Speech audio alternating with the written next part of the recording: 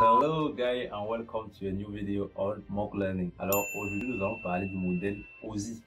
Après avoir parlé du modèle TCP/IP, il est normal qu'on parle aujourd'hui du modèle OSI. Alors si tu n'as pas encore vu la vidéo sur le modèle TCP/IP, le lien s'affiche juste là parce que le modèle OSI s'appuie sur le modèle TCP/IP. Donc tu dois d'abord maîtriser le modèle TCP/IP avant de regarder cette vidéo aussi. Aussi, nous innovons avec un jeu concours. Désormais, au début de nos vidéos, nous allons poser une question. Si tu as la bonne réponse, tu la laisses tout simplement en commentaire. Et après 4 bonnes réponses, tu reçois un enrôlement gratuit ou une certification Cisco de ton choix.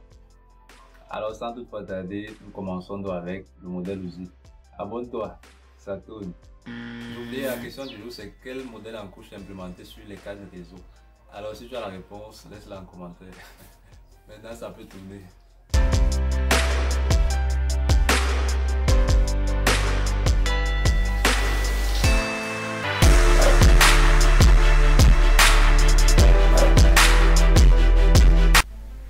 Bienvenue dans ce nouveau tutoriel. Comme je vous l'ai dit en introduction, nous allons parler aujourd'hui du modèle OSI.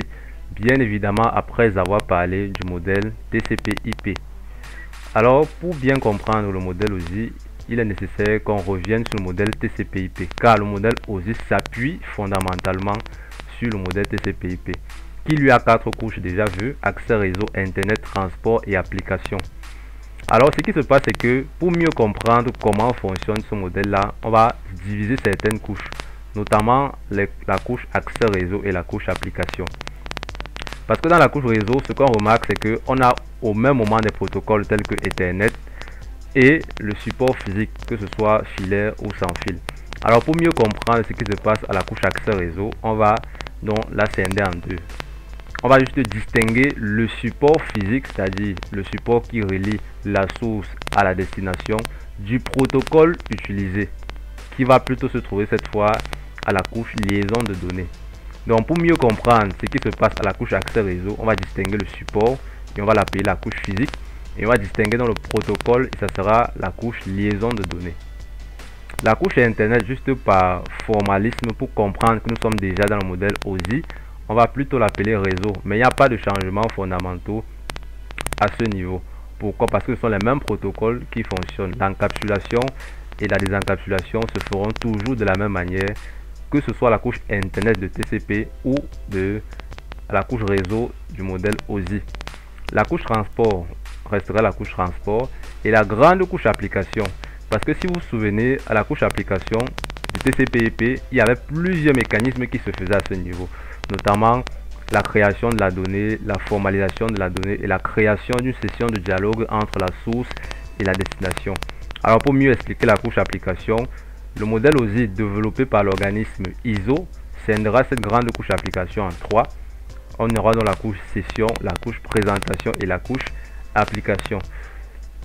Ici, il faut tout simplement noter que les protocoles SMTP, POP, IMAP, FTP, TFTP, DHCP, DNS, HTTP, HTTPS, pour ne citer que ceux-là, fonctionnant à la grande couche application de TCP/IP, vont fonctionner uniquement à la couche application du modèle OSI. Donc les protocoles ou alors les services, lorsqu'on parle du modèle OSI, fonctionnent uniquement à la couche application. Voilà.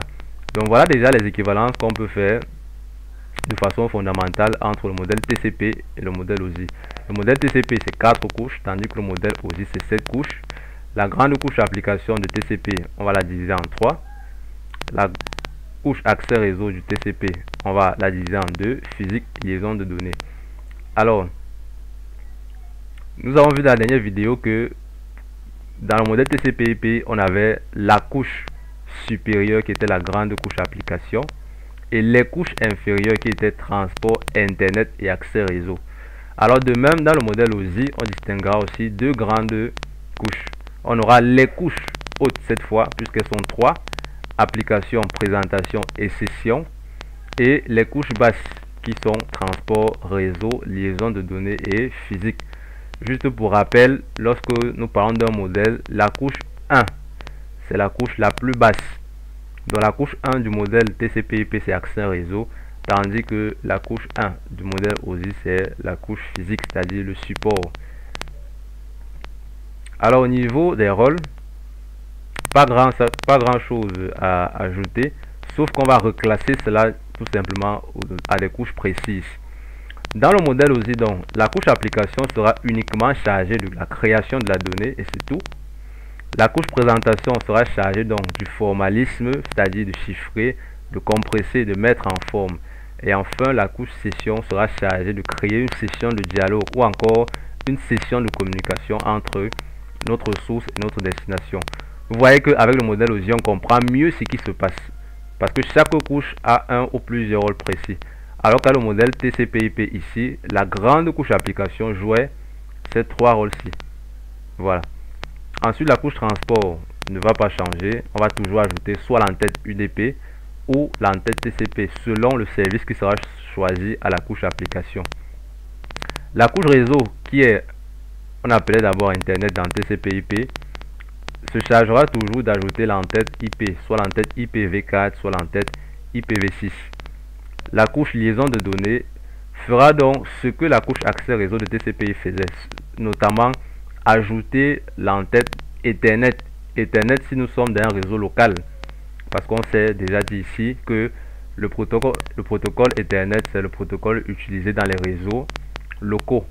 Et enfin, donc, la couche physique sera chargée du codage, c'est-à-dire elle va coder l'information qu'elle recevra de la couche liaison de données et elle formalisera cela en code binaire qui seront donc transmis sur le support physique sous forme de différentes impulsions, soit impulsions électriques si nous sommes sur un support en cuivre, soit sur les ondes électromagnétiques si nous sommes dans le sans fil, soit sous forme d'impulsions lumineuses, c'est-à-dire la lumière. Ici, le support c'est la fibre optique. Alors voilà déjà le décor planté concernant le modèle OSI. On a les 7 couches et on a le rôle de chaque couche. Comme dans la vidéo sur TCP/IP, on va maintenant expliquer le mécanisme d'encapsulation qui se passe à la source, ensuite le mécanisme de désencapsulation qui se passera à la destination. Alors avec le modèle OSI, la couche application va créer la donnée, c'est-à-dire sélectionner un protocole à utiliser. Un exemple simple, si nous voulons faire un transfert de fichier, la source, lorsqu'on dit créer la donnée, ça veut dire qu'à la couche application sélectionnera soit le protocole FTP File Transfer Protocol ou le protocole TFTP. C'est ça qu'on appelle créer la donnée. La donnée, une fois créée, passera à la couche présentation. La couche présentation se chargera, comme on l'a déjà dit, de compresser la donnée, de la chiffrer. Ensuite, on passe à la couche session. La couche session va créer une session de dialogue entre la source et la destination, comme on l'a dit. À la couche transport, donc, on sait que c'est deux protocoles fondamentaux qui sont la TCP ou UDP. Donc, à la donnée reçue, on va ajouter soit l'entête TCP, soit l'entête UDP. Et on sait très bien que si on a ajouté l'entête TCP, on parlera de segment, tandis que si c'est l'entête UDP, on parlera du datagramme UDP. Le segment ou le datagramme passe donc à la couche réseau, comme vous le voyez, et on va donc ajouter l'entête IP. Et on formera donc le paquet IP. Que ce soit le segment ou le datagramme au niveau de la couche réseau, une fois qu'on ajoute l'entête IP, on parle de paquet IP. Là, on dit donc qu'on a encapsulé le segment dans le paquet, ou encore on a encapsulé le datagramme dans le paquet. Le paquet IP passe donc à la couche accès réseau, où on va donc ajouter l'entête Ethernet, données plus entête TCP ou entête UDP plus entête IP et entête Ethernet. Nous sommes à la couche accès réseau. On parle cette fois de trame Ethernet. La trame ainsi formalisée passe dans la couche physique, c'est-à-dire nous sommes déjà sur le support. Le support représenté ici donc aura uniquement pour rôle de coder la trame en information binaire. Et ce sont donc ces bits qui seront transmis sur le support et reçus par la destination. Voilà donc l'encapsulation avec le modèle OSI. Nous continuons donc avec le modèle avec la désencapsulation avec le modèle OSI toujours.